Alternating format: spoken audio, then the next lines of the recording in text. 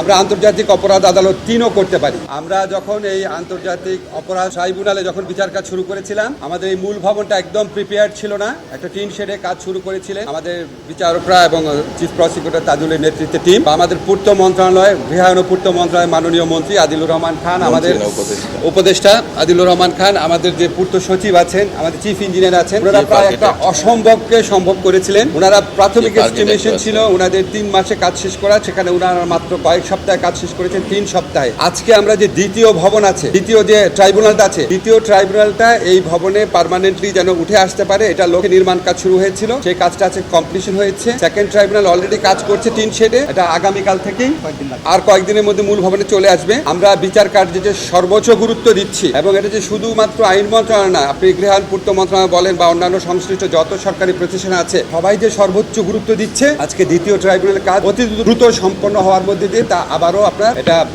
প্রমাণিত হলো। আমরা এমনকি এটাও চিন্তা করছি, আমরা এখন টিন শেডটা খালি হয়ে গেলে আমরা আন্তর্জাতিক অপরাধ আদালত 3ও করতে পারি।